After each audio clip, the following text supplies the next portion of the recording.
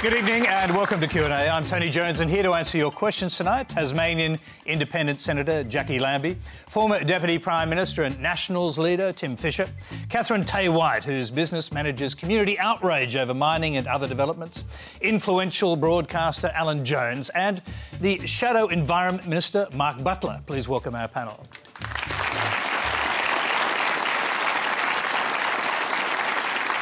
All right, there's a lot to talk about. Let's go straight to our first question. It is from David Boothie. Thanks, Tony. The Prime Minister today has said that the Speaker, Mrs Bishop, is on probation over her helicopter ride. Can someone on the panel please explain the difference between the previous Speaker, Mr Peter Slipper's $900 cab charge error of judgment, and Mrs Bishop's $5,227 flight to a Liberal Party fundraiser? Mark Butler, we'll start with you. Well, travel is a part of our job as federal MPs. We're on the road and in the air a fair bit of time, and having robustly enforced travel entitlements, whether it's the use of planes, the use of cars, overnight allowances, is incredibly important to maintain community confidence in the job that we do. And the clearer those entitlements are, I think, the better for all of us. But this one is not a question of interpretation. I don't think anyone can argue that it's appropriate to take a helicopter trip for 80 kilometres for any purpose, let alone for the purpose of a political fundraiser. So, for the life of me, I can't see the difference. The Prime Minister said that the Speaker is on probation as of today. We've written to him to ask exactly what that means, particularly in terms of her continuing to carry out her functions as Speaker, and we await a response. Now, your MP, Pat Conroy, says Bronwyn Bishop should be investigated by the AFP in the same way that Peter Slipper was. Is that just him, or is that the Labor Party's position? That's right. We have written to the AFP seeking that. Now, they've referred the matter back to the Finance Department. It may well be the Finance Department again refers it to the AFP, but the AFP took a pretty rigorous approach to the question of Mr Slipper's entitlements, in spite of the fact that Mr Slipper, at a fairly early stage, had offered to repay the several $100s that had been wrongly claimed. So I think this has got a bit of a way to go yet, but this is a very, very serious matter, both in terms of the particular claim that the Speaker made, but also in terms of community confidence in the work of federal politicians. Alan Jones. Well, Tony, I just think that we're most probably debating the wrong thing here, because there is genuine concern about the level of waste in relation to parliamentary allowances.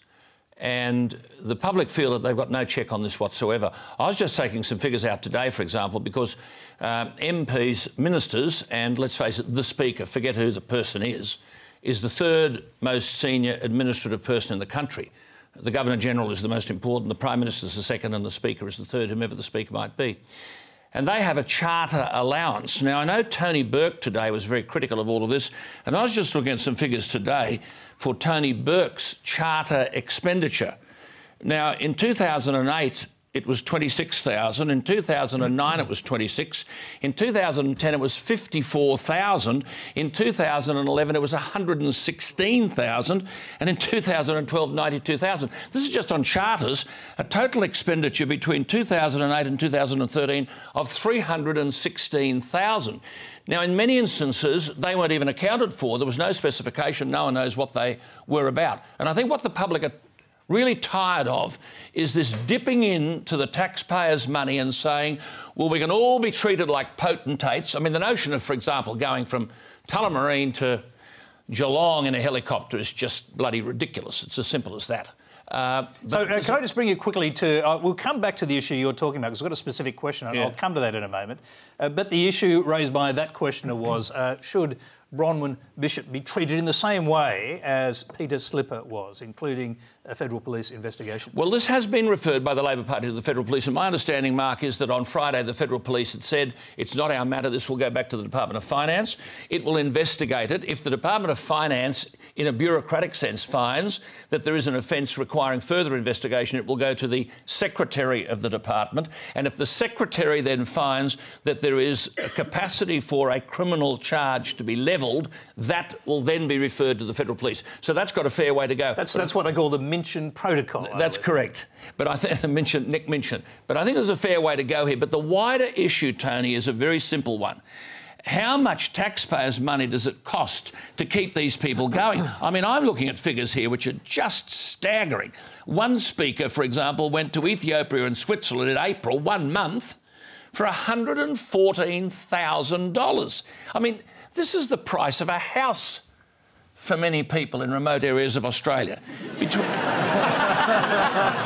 You've got to laugh there because of that one. An awful lot of Sydney I did say remote area. But between July and December 2009, no breakdown of travel costs. Harry Jenkins, $120,363. I mean, this is a gravy train that's basically out of control. Yeah, all right. Look, I will actually go to our next question because you've raised it so clearly. It's from Pallavi Ratchakonda. With recent revelations of the Trade Union's Royal Commission about the lack of disclosure of a $40,000 donation to Bill Shorten's campaign and Bronwyn Bishop's $88,000 trip to Europe, there are ethical questions raised about both sides of politics.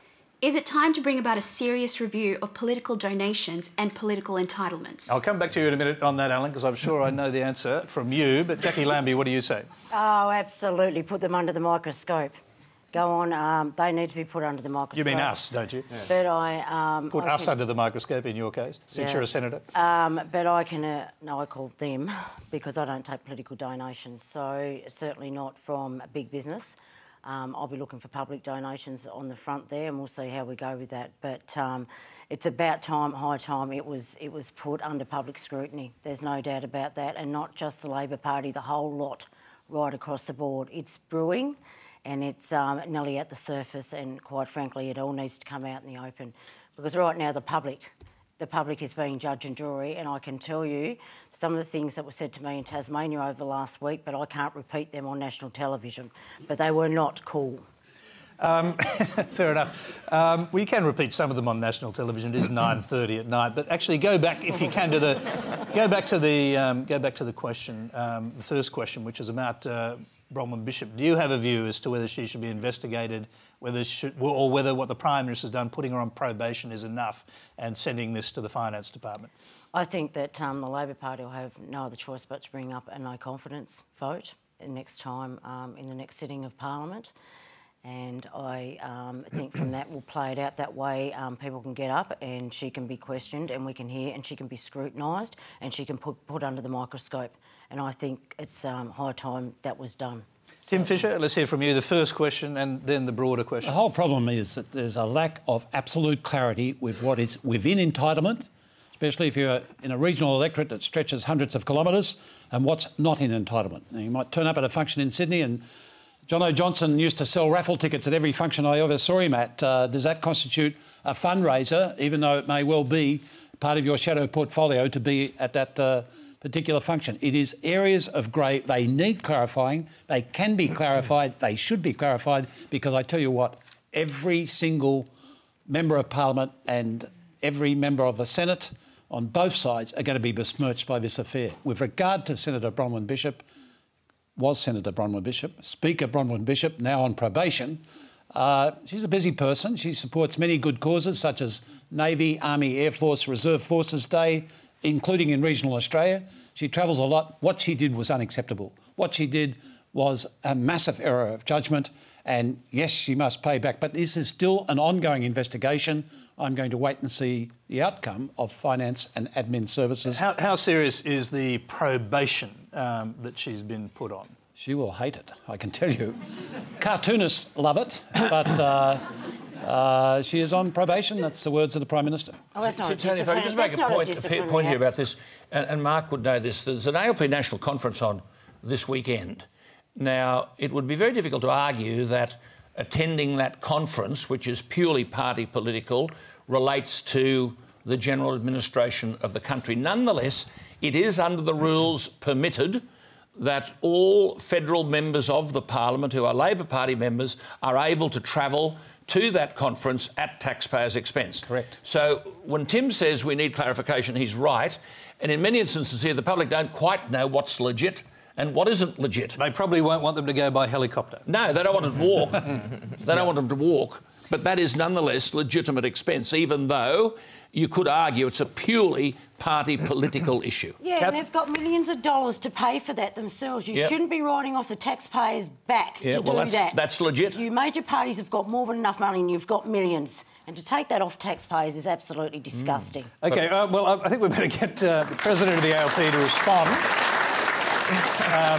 Legitimate or otherwise?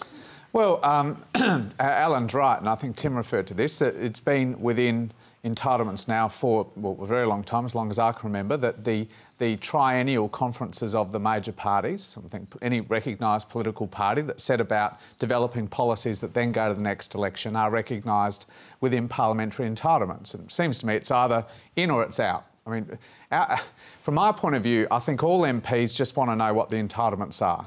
When you can travel, when you can claim this, when you can claim that, and then get on with doing your job.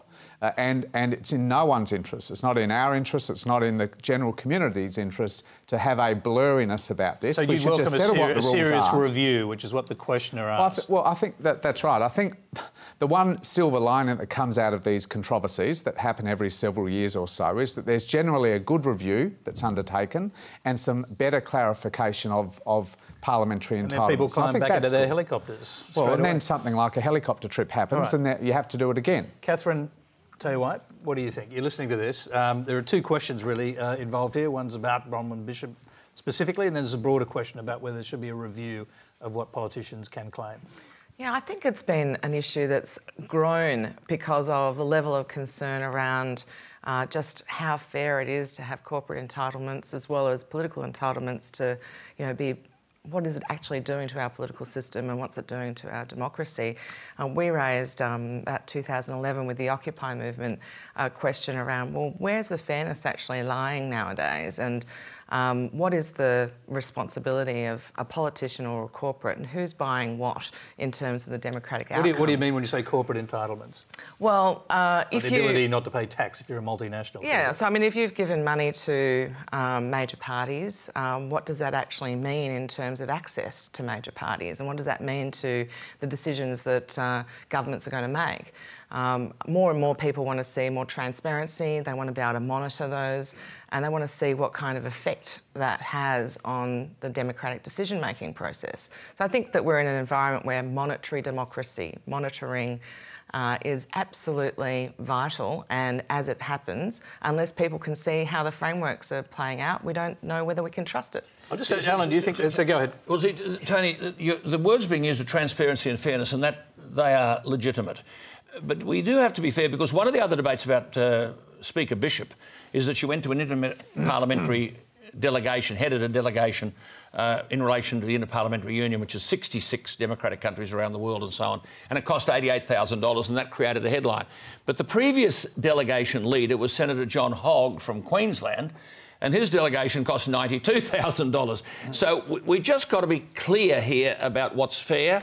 The transparency thing, Jacqui makes a very valid point. If these political parties have a lot of dough, should the taxpayer be picking up the tab to attend these political conferences? The public are not even aware of where this expenditure goes. Now, for example, there are living away from home allowances. I work for a Prime Minister, and I went into him one day, Malcolm Fraser, and I said, PM, do you realise that there are people in this office earning more than you? What? He said, looked at what? Well, I said, there's a living away from home allowance. Every time people register their legitimate home as Sydney, whether it is or not, and they're in Canberra, they're getting $220 a night tax-free. 6 nights a week working for the Prime Minister is $1,200 tax-free. That's $60,000 a year tax-free. Add to the salary, you're on more than the Prime Minister. So do people know that there are these living away from home allowances? They're very significant. Should we increase parliamentary salaries so that out of the salary you pay your own costs? We don't want people living on the smell of an oily rag.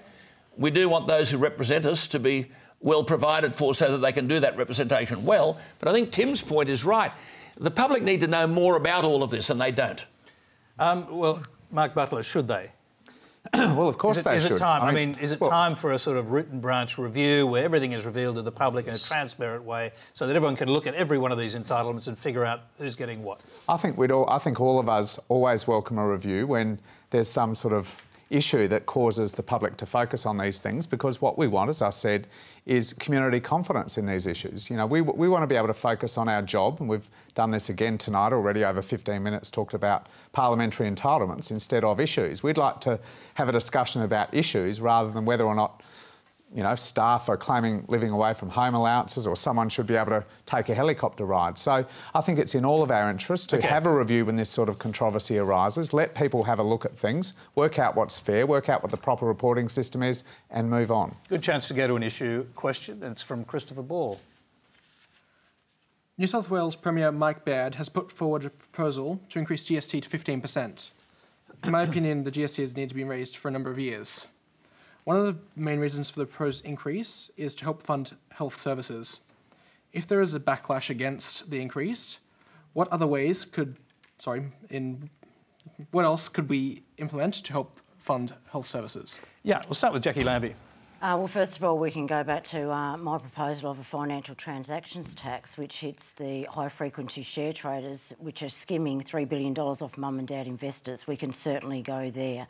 That'd be the first thing. And the second thing is, I think it's about time we had a look at negative gearing. OK, I can understand negative gearing for a couple of houses, but 30 or 40, and I think it's about time we had a damn good discussion. And what about the GST, Mike Baird's argument that you can actually compensate households earning up to $100,000 and the rest would pay 15%? Well, everyone would pay 15%, but you know, those households would be compensated. That might be OK in New South Wales, but in Tasmania, those people down there, they can't afford to spend that extra percentage on GST. So it's definitely out. And I'll tell it, like I said, there's a financial transactions tax. Negative gearing's another one. They need to look outside the square, and doing the easy thing by saying we're putting up the GST is not the answer. Tim Fischer. I tell you what you can't have. You cannot have a tax raised in every state, and by 2030, under the current projections, one of those states, Western Australia, receiving zero back from the GST as the formula currently stands. That's why, Christopher, we do need a fair dinkum debate on tax reform. It goes to the core unity of this nation.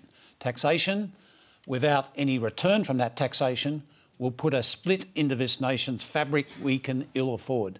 So we've got to have a fair dinkum debate, look at what Mike Baird's proposing, look at some interesting ideas flowing from Jay Weatherall and others on nuclear fuel recycling. I'm hoping this retreat does break the furniture and does create some fair dinkum onward debate and not just knee-jerk reactions from some of the less... Well, Jay Weatherall has said he's open to considering a GST rise. That's come from a Liberal Premier in New South Wales, and you've got a Labor Premier saying maybe we should look at that. What do you think? I mean, is it time? I mean, you can see what the Prime Minister's doing, trying to get the states to force his hand to actually have a proper debate about this. Yes, it is, and it's got to be done fairly. And remember this, you can go to a fast food takeaway tonight and you will pay full GST on that. But you, Tony Jones, might as well have ordered an aged steak at a key restaurant in this town for lunch today, zero GST on that aged steak. There are anomalies in every direction with regard to the GST because of the way we had to work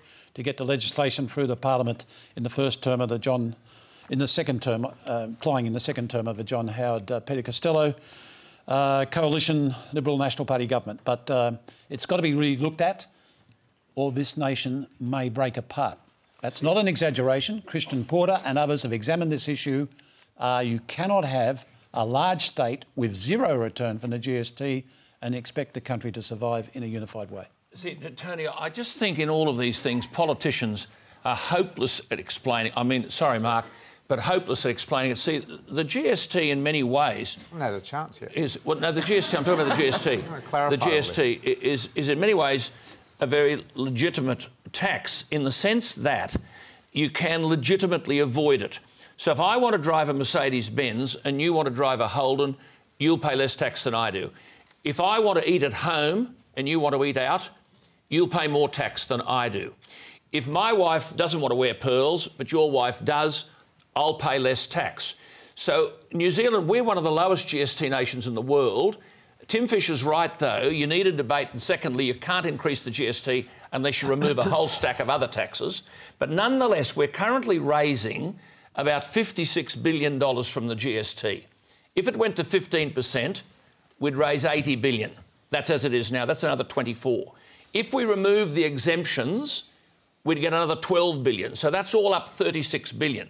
Now, Michael Baird says, no, the exemptions must stay in place. But anyone in government knows to administer that is an enormously bureaucratic and expensive business.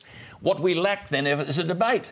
We lack an explanation. Let's hear Mark Butler enter the debate, because as far as I can see, the Federal Labor Party is ruling a line through the GST forever and ever. Well, we've never been a fan of the GST because by its nature it is regressive. Except for the one that you kept and didn't roll back as you promised to do. We've never been a fan of the GST because everyone pays the same GST on particular services and goods that are covered. It is regressive. We are a party that favours progressive taxation.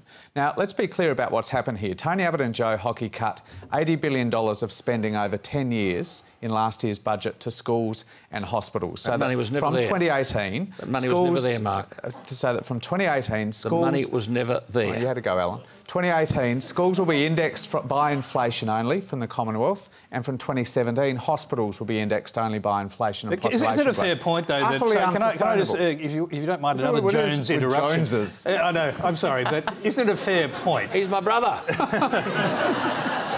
No one knows that, but he's my brother. A different mother. He thinks I'm his father. I seriously don't. And for a uncle, I think, maybe. Really, I did figure that one out. Now, Mark, isn't it fair to say that that $80 billion was projected spending? Yes. And they've cut the projected spending because they realised they couldn't afford it. So you could only... So from Tony Abbott's point of view, he'll only index schools by inflation. Every education person says unsustainable. Would only index hospitals by inflation and population growth. Every health expert says completely unsustainable. So we've got a problem here. We need to find revenue to do this. So Tony Abbott's plan is to sit back and wait for the states to come and say, OK, you're going to have to increase the GST. And they held the line for a while, but now Mike Baird has given it up, hoisted the white flag and said GST up to 15% and some exemptions, but up to 15%. So low middle income earners and pensioners end up kicking the can for what is a very significant challenge we have, to find that $80 billion to find proper funding for schools and hospitals. Well, the thing is, if you raise the GST, which is a regressive taxation, you're going to have to basically allocate most of the money you raise through compensating low, middle income and pensioner households. So you still have the spending problem we have, or the funding problem for schools and hospitals. Now, what is extraordinary here is Labor going to put given that the GST now raises 80 billion, given the GST now raises 80 billion, where are you going to get that from if you get rid of the GST? So what's extraordinary here is Tony Abbott creates this issue and says, I want a mature tax reform debate, and says nothing. It is the most appalling lack of leadership I've seen in this country. Just waits for other people to come up with ideas and then says, nah. No discussion on negative gearing, no discussion on superannuation concessions for the highest income earners with nest eggs of 1.5 million or more, no discussion about multinational taxation, no discussion like Jay Weatherill has raised about maybe GST on financial services or looking at property taxes. He just wants someone else to fix the problem for him. And Mike Baird, I think, has been silly enough to try and do that. Well, you're going to have a carbon tax. What other taxes are you going to have? I'm sure we'll come to that. Hello? Yeah, sure. I'm sure we'll come to that. OK, I want to hear from Katherine. It looked rather desperate, Alan, I have to say. Once again, Katherine, you've listened to this debate. The question was really about whether it's a good idea to have a 15% GST with compensation for people earning, or families earning less than $100,000. And are there alternatives for raising the money to pay for health, for example? Because it looks like there's a big black hole right now where that should be funded. Yeah, I mean, I think picking up on Mark's point, it's great for communities to hear where and how is the dollar being spent, and also for options to be put forward. So rather than having a series of no's where we get limited options, I'd love to see a series of options that are actually built up where we could look at what the trade-offs might be. Well, what would happen if we did have an increase in GST? Is there a way of doing that without it being regressive? Is there a way of improving the outcomes, picking up on Jacqui's point around negative gearing, without collapsing the housing market? You know, is there a way of resolving these sorts of issues so that we aren't... But you're talking about a serious tax debate without politics intervening. Well, with a way of us actually understanding what the quid pro quo might be. What's the underlying framework and trade-off? That's what I'm looking for. OK, I'm going to leave that there because we've got so many other questions to go to. It's time to move along. You're watching Q&A. The next question comes from Jacqueline Wilmot. I am from the Liverpool Plains, where my family farms some of the best country in Australia and the world. The government's approval of the Shinhwa proposal continues to be defended by reference to the Independent Expert Scientific Committee's findings. On closer inspection, however, the committee's report does not guarantee against damage to our land, our water, or our communities. In fact, the committee was not satisfied that the proposed surface and groundwater monitoring programs were robust and that any potential impacts on water resources would be detected. If there is no guarantee given by the science or the experts, how can this project go ahead? Tim Fischer. Well, the best way to decide this is on the scientific, proper process, because if you do otherwise, if you go for an emotional turnaround on major projects, the sovereign risk factor in this country will decimate our export effort. We rely on scientific protocols to get our breakthrough last week into Vietnam with stone fruit and other fruits, to get the Hunter Valley wine and beef into China, big new markets for the Hunter Valley this last couple of years. And by the way, Hunter Valley, major coal mining source. It works in the Hunter Valley. You are right, the water, the aquifers are very critical to the final decision on Shinhwa. But I am in favour of a proper process applying to its assessment. And by the way, it is not on the best black soil of the Liverpool Plains, but your concern is reasonable that it's on the ridges which will feed the aquifers which are utilised on those best black soils, which we all want to see maximised for agricultural production. But the people of that area had a vote on this not so long ago. It was called the Tamworth State Seat. We had an independent draper scream anti-mining slogans all over the polling booths and public meetings in that very area. Interesting, 65% of the people in that area voted for Kevin Anderson, interesting chap out of Papua New Guinea, the National Party member for Tamworth, was re-elected with a massively increased majority. Oddly enough, they voted for Barnaby Joyce too, and he's against the mine. But there's a redistribution in New South Wales. Everyone's forgetting. The federal redistribution for New South Wales is going to take one seat, one federal House of Representatives seat out of New South Wales. Could it be Bronwyn's seat? Or could it in fact be Barnaby's, see the Liverpool Plains shuffled into the next seat of cheerful Joel Fitzgibbon? Let's go to Alan Jones. Tony, well, Tim, with respect, is carrying on like most politicians, talking a lot of rubbish without even reading the information. It's all very well, Tim, to talk about we must have scientific assessments. Well, let me tell you one question amongst many, and Jacqueline, you're 1,000% correct. One question asked by the Minister himself of the Independent Expert Scientific Committee. Is the Independent Expert Scientific Committee satisfied that the proposed surface water and groundwater monitoring programs are robust and any potential impacts on water resources and water-related assets will be detected? Response, no. There were a stack of these questions to which the response was no. Let's get our head around this. We are talking about a disturbance area here in the Liverpool Plains, and you're absolutely wrong, Tim Fischer, on they're not fertile floodplains. I'll tell you why they're not floodplains. The Energy Minister in New South Wales, Harcher, who's been disgraced before ICAC, changed the definition of a floodplain to accommodate Shinhwa and BHP. He changed the definition. Where this mine is a floodplain to you and to me. It's a floodplain to Mark. It's a floodplain to Tony. It's a floodplain to... but not to Shinhwa or BHP. It's an aquifer Therefore, feeding area. just a minute, hang on. So the disturbance area we're talking about, get your head around this, is 14 times bigger than the City of London.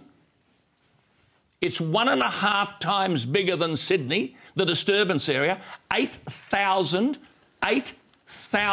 acres, 4,600 football fields, and on this area, 5 times every week for 30 years, there'll be a detonation, a dynamite explosion.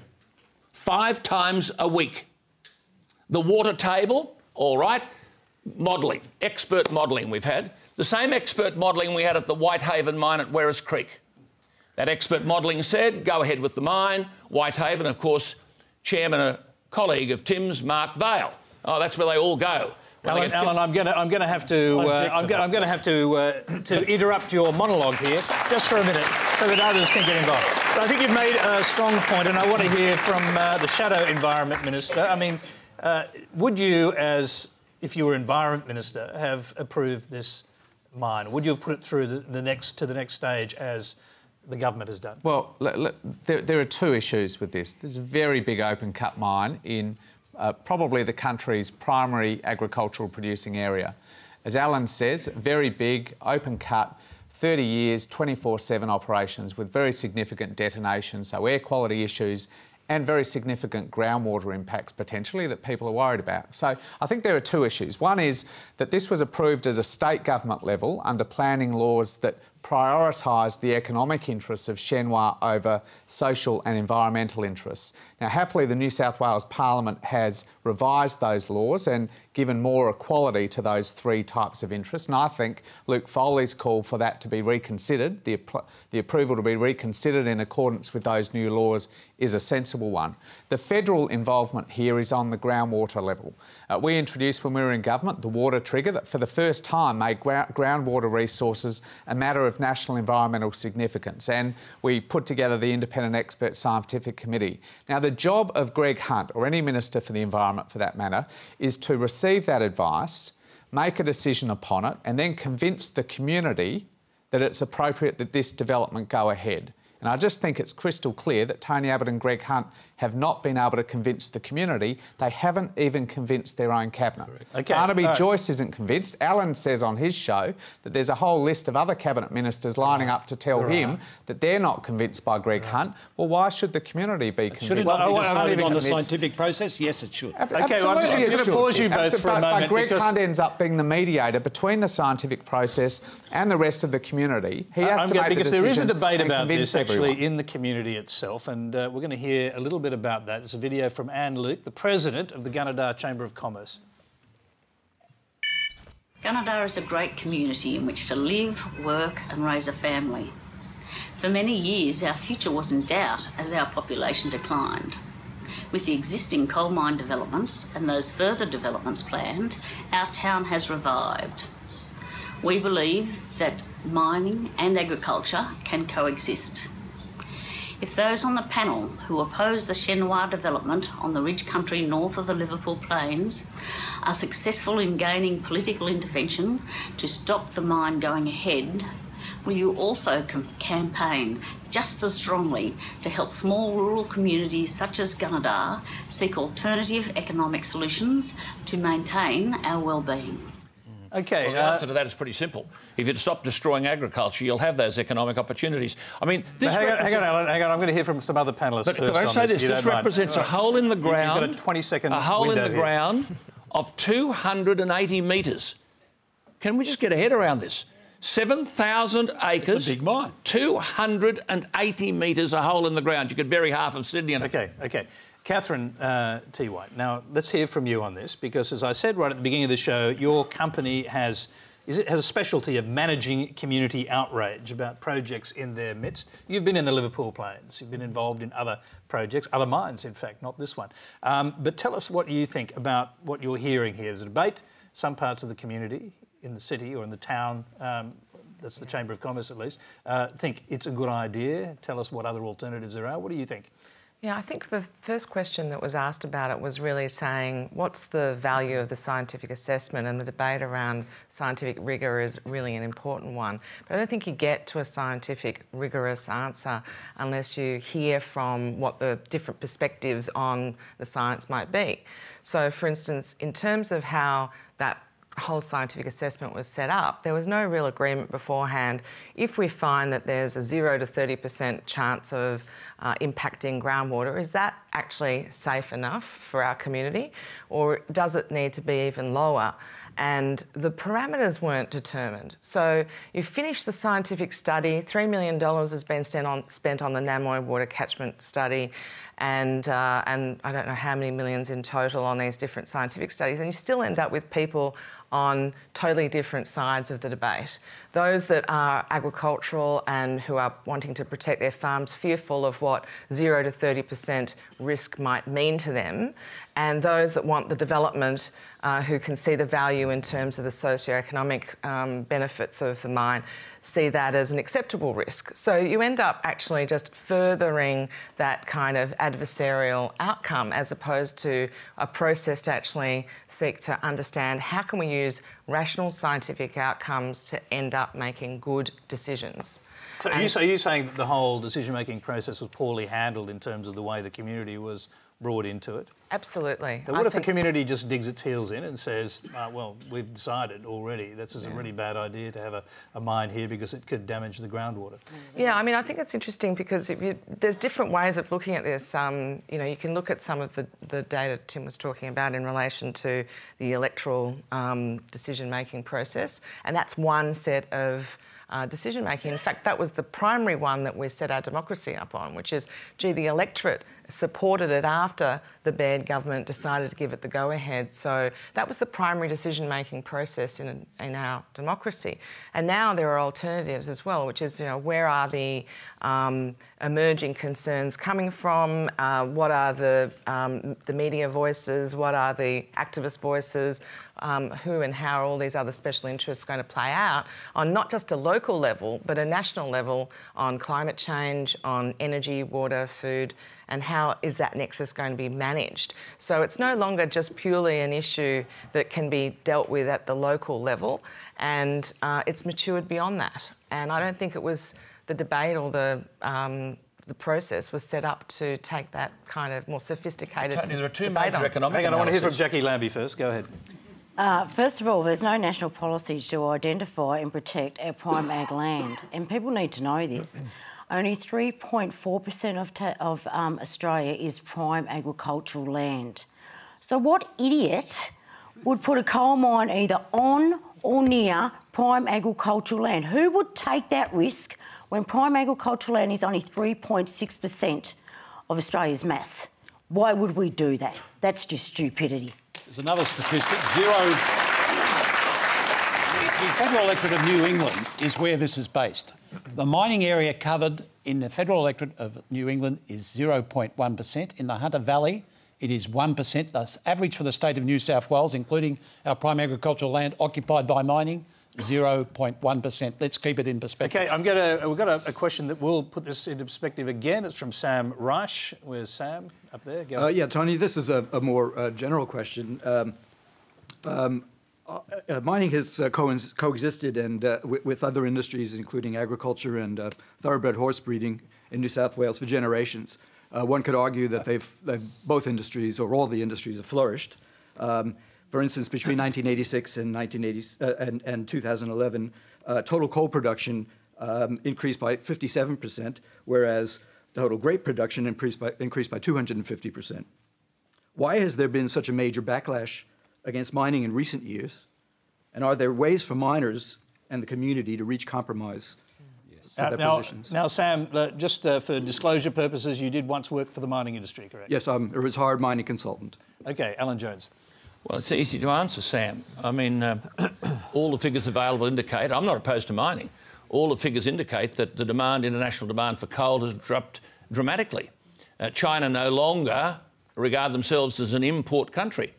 There is simply no demand for what's being produced or aims to be produced. And indeed, there are two major economic studies on this project which were presented to the Planning Assessment Commission. The two presenters, major international economic research analysts, presented. There were no questions asked of them by the Planning Assessment Commission. And indeed, one of them said, the proponent's economic assessment, that's Shinhwa's, has a number of critical deficiencies that draw into question the economic merits of the mine. The economic merits of the mine are simply based on the fact that when originally Shinhwa wanted to come into the Liverpool Plains, coal was $180 US a tonne. It's now 60. It's not viable. That means there's no money in this for New South Wales. Well, there is, 18 million. Why would you take the risk that Jacqui Lambie's talked about? Why would you take the environmental risk? Why would you take the political risk for $18 million? OK, can I just... I'd like to put that in a general sense to Katherine Tay-White. Now, you worked on a different mine project, BHP mine project, which, if this one is approved and comes on, will be the next big one. So what is the value to these companies in doing this, if what Alan Jones is saying is correct? Which is the drop in the coal price. Well, there's no economic rationale for having these mines in the first place, I think, to condense what he was saying. I mean, my understanding, and I'm not working on that project anymore, but my understanding from the IEA reports is that there is actually underlying demand for coal globally.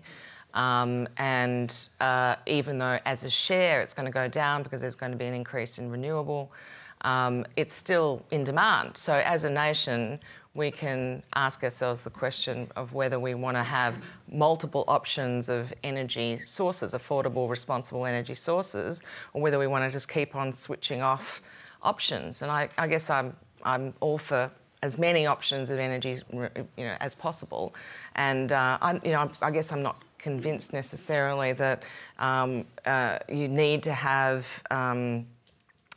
new sources of coal, or you don't. But I do think you need to have a vision for how you're going to create a transformation to a low carbon future. But is it your judgment these companies want to build these mines because they think there's a permanent market for the coal that comes out of them? They do, and that's absolutely under stress and tension globally. There's a level of divestment in coal. It's the largest divestment campaign ever.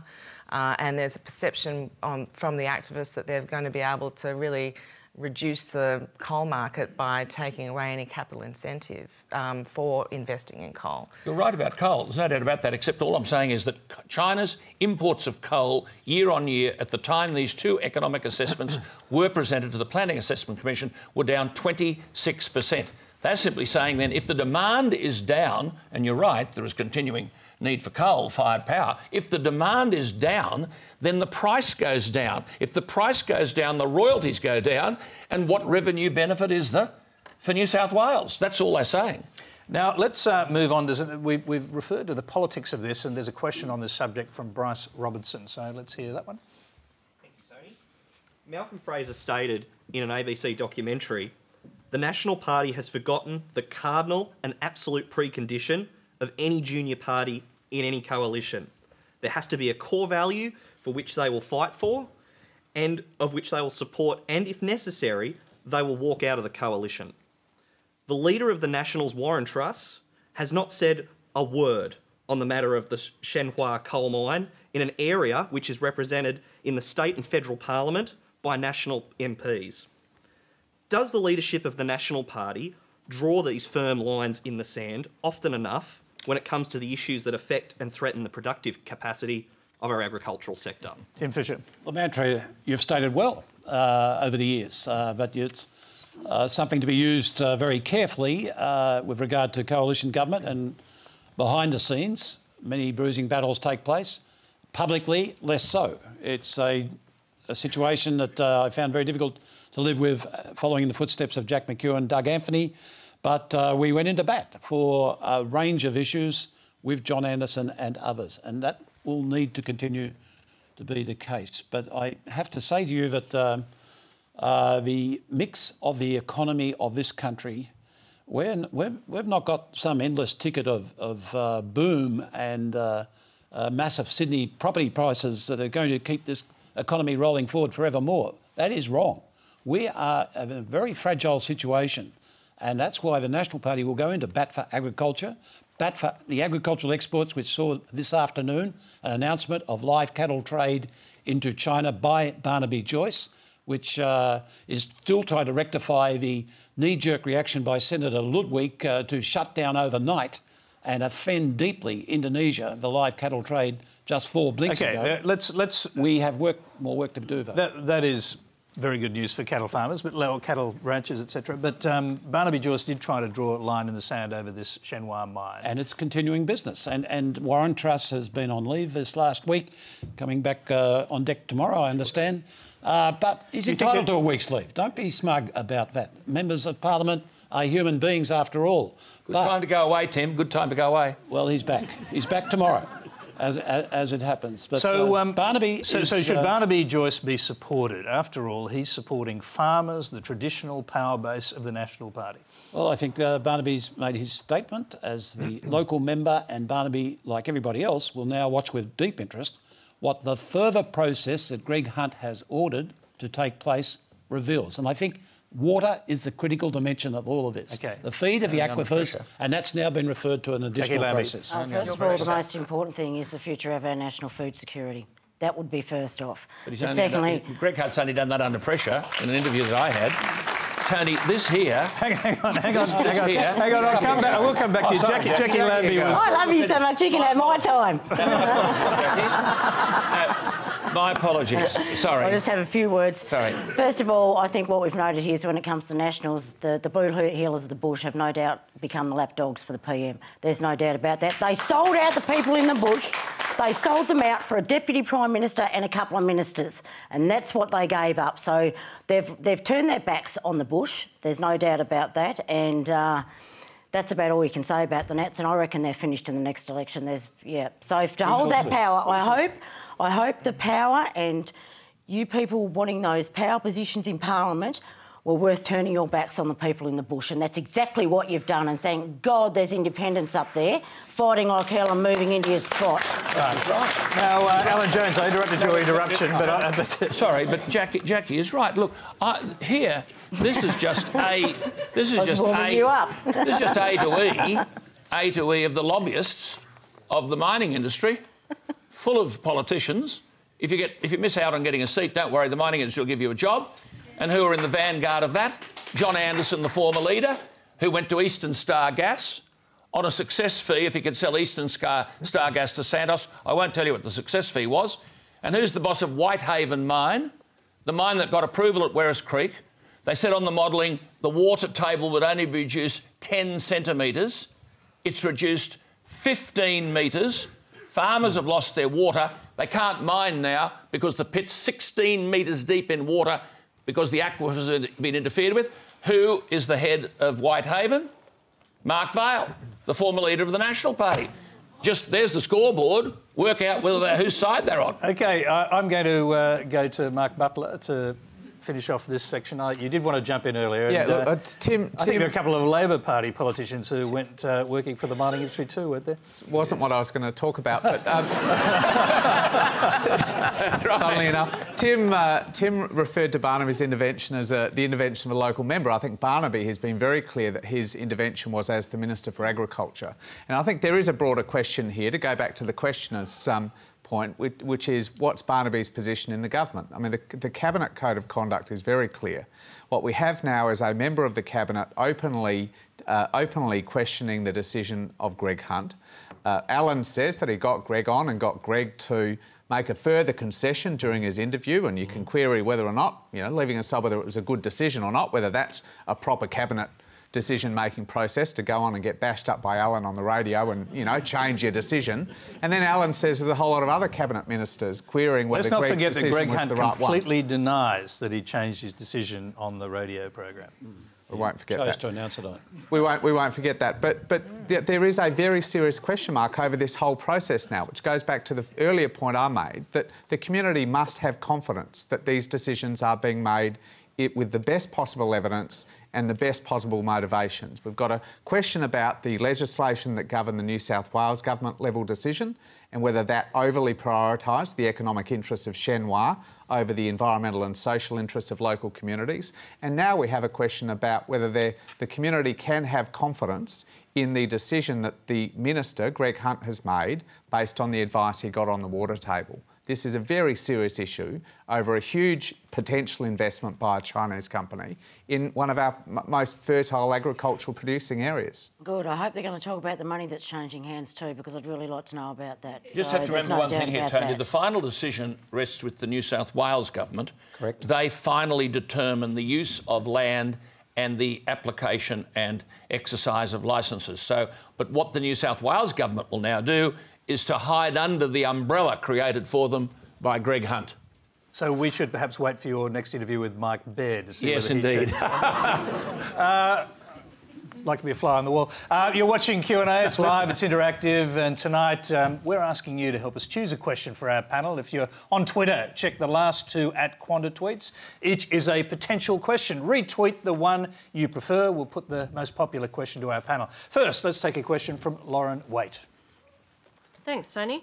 How can and it might have been answered already, how can the government justify digging up the country for coal and exporting our resources elsewhere, but not be able to justify investment in renewable energy through wind farming, which puts back into our own country and is more sustainable in the long term? Surely coal mining does more permanent damage to the long-term options for communities than the generational and short-term damage to others with small-scale wind farms. Katherine Tay-White, I'll start with you. You've done work with, it has to be said, with wind farms and solar projects as well. Yeah. Well, I guess the answer in terms of understanding why some communities that are near wind farms aren't happy with them, and why some coal mining communities are nearby coal mines and they're very happy and some are unhappy. There's quite often a degree of variation around how good they are at locally engaging their communities and winning their support. And sometimes there's a national and regional or international interest that's even different. So we know, for instance, of some examples of coal mines where the communities are really supportive, but increasingly there's a lack of regional or international support.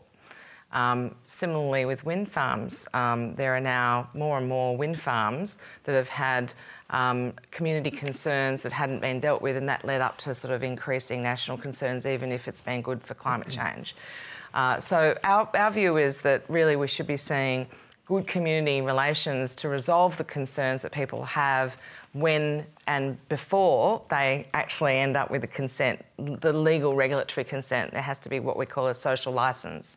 And we think that if they try and earn a social licence, then they'll end up having a strategy that will leave them in good stead all the way through. And that's not just something you do at the community level, that's also something you need to do at the regional and national level. And if that was done more, we would probably have more acceptance of renewable options.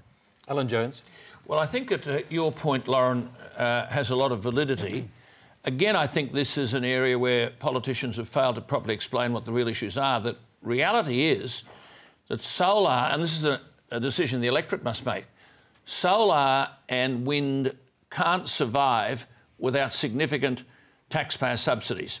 80% of Australian energy comes from coal-fired power, and it's about $79 a kilowatt hour. Wind power is about $1,502 a kilowatt hour. That is unaffordable. If you take that power and feed it into the grid, then every person watching this program has electricity bills going through the roof. Now, the argument that government is ventilating is that therefore we'll subsidise renewable energies to the tune of 20-odd billion between now, that's wind and solar, between now and 2020. What I think the government has said is, are there alternative energy sources on which taxpayers' money can be spent, which would yield to the consumer cheaper energy than, for example, the wind power cost of $1,500 a kilowatt hour as opposed to coal-fired power of $79. So again, it's an issue that the public have to have explained to them so they can understand that when we've got, and most of these wind power stations are owned by foreign interests, your dollars are being thrown at them to subsidise them for creating the kind of energy that allegedly we seek and calling it renewable energy. Let's hear from Mark Butler. I'm not sure I followed most of that. We've had a terrible 18 months in renewable energy policy in Australia. We got to the position the year before last where we were one of the 4 most attractive countries in the world in which to invest in renewable energy, up with the powerhouses of Germany, China and the US. And we've seen since then an enormous dent in investor confidence. Some of it being overseas investment, but some of it, much of it, contrary to what Alan just said, being domestic investment in large-scale renewable energy. We need to find that confidence again because renewable energy is an enormous part of this nation's future. We have some of the best solar, wind, geothermal and wave energy resources here on this continent. We have a very energy-intensive, emissions-intensive economy economy, which we need to transition to a cleaner way of doing things, and renewable energy will be a big part of it. And it's not, frankly, just how politicians are talking about this. A significant reason why we have such a problem is because of people like Alan Jones and other media identities talking down renewable energy, getting the Prime Minister on to talk about bravely how he wanted to reduce, and apparently has to spell reduce out to you, R-E-D-U-C-E. But I can tell you, Labor is going to I-N-C-R-E-A-S-E renewable energy. I can tell you we're going to do that. Oh, yes, with taxpayers' money. E-X-P-A-N-D, we're going to G-R-O-W. Don't worry about that, Mark. But I can tell you this, you know, you get Tony Abbott in there, and I don't know what stick you hit them with, and what you get them to say all these stupid things. And find out. These stupid things like it's going to push up power prices. Well, Tony Abbott's own hand-picked panel, led by Dick Warburton, who's got views closer to yours than mine about these issues. Even his panel said that power prices would be higher without the renewable energy target than with the renewable energy target, because pushing all of that additional electricity into the system depresses wholesale power prices and is good for all households and all businesses. We need a serious reboot to the community debate about renewable energy. Do you think and it's not just politicians, it's media identities like you, Alan, do you think who these play outfits, a very serious role in this. Did you think these outfits would invest in renewable energy if there wasn't massive subsidies by the taxpayer? What do you think these coal-fired power stations just appeared overnight? You talk about the price of coal-fired power. They were all built under taxpayers' dollars. They've all been fully depreciated. So you're comparing apples and oranges. That's okay. Hang on a second. Tim Fischer wants to jump in. Go ahead. Renewables is only part of the equation. And of course, wave technology, exciting stuff happening in Western Australia again. Hot rocks in South Australia. Let's really pursue these renewables in a sensible way. But there's another aspect to this, and that's getting infrastructure right in this country once and for all, because congestion in our major cities is causing enormous extra use of energy in a wasteful way. Sydney and Melbourne should have a decent metro by 2020. If not earlier, if possible. High-speed rail would take 120 kilometres off the route between Sydney and Melbourne and would bring a lot of efficiency. And here's the final kicker. Imagine this scene. If you did it the most direct route, you'd build a very high-level bridge in the Brindabella between two short tunnels, and you'd actually put a wind farm of turbines within the bridge, so they don't stick out, they aren't ugly. Prime Minister, please take note. And they will generate renewable energy Fischer, as the trains go over the top. I had no idea how you were going to bring that around to wind power. you did it. The train story and the wind story. Build it into the bridge. Build it into the high-level bridge. Jacqui Lambie, quick answer. You were saying Germany's leading by example with renewable energy with this. Was that you? No, I said it was along with Germany, China and the US, we were one of the 4 most attractive places to invest in renewable energy projects. OK, because Germany's gone leaps and bounds, but just so everybody knows, they're paying about 38 cents a kilowatt for their energy. So it does raise energy, and in every bit of your power bills, you are paying about 3.6% of that into renewable. That's what you are paying. So that was done by a library study, just so you know that. But I'll tell you what, I think it's about time we open debate. And I think it's about time we open debate when it comes to our nuclear and uranium. We have 30% of the world's uranium here in Australia, and we're not sucking everything out of it that we should be. And I think it's about time we open it up. We talked about it, and we open it up for debate in the country. That's what John Howard did. And unfinished business, it should be returned to, along with the carbon challenge and educational tools. This whole energy equation we cannot ignore. OK. Thanks to everyone, by the way, who participated in the Q Choose. Our last question tonight has been chosen by our Twitter audience. Comes from Anthony Johnson. Alan Jones, on your program, you often abuse, berate and belittle callers with whom you disagree. On Q&A, however, you are reasoned and respectful of the people asking questions, to the extent that I sometimes think that you're not as bad as you'd like us to think. Is your radio persona pure entertainment? And if so, who is the real Alan Jones? And do you believe that you are using your platform in a responsible way that encourages constructive debate? Free kick. Well, that's an extraordinary...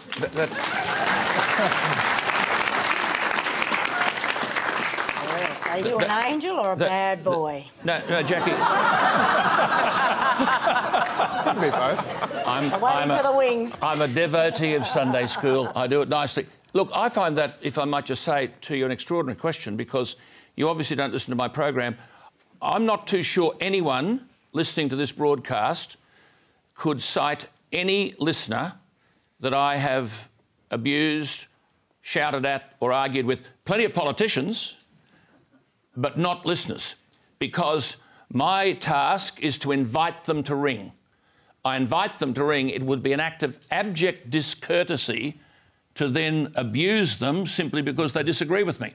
And indeed, often, when they do disagree, I shut up, which is a bit unusual for me, and say, is there anything else you want to say, and give them a chance. So anyone who's listened to my program would know that my listeners are my best researchers. I think they're all treated with total courtesy. On the other hand, I won't allow politicians onto the program to talk nonsense without interrupting them and pointing out to them what I think is nonsense. So there is a little bit of heat and fire, but it's in relation often to the guest rather than to the audience who ring in. Many more questions to ask, some of which even stemming from that answer, but we haven't got time. Please thank our panel: Jacqui Lambie, Tim Fischer, Katherine Tay-White, Alan Jones and Mark Butler.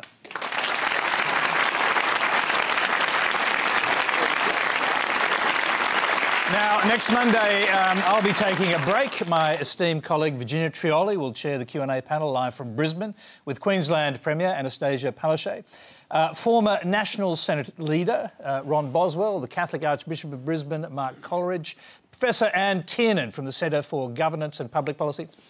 And I'll be back in a fortnight, but until next week's Q&A, good night.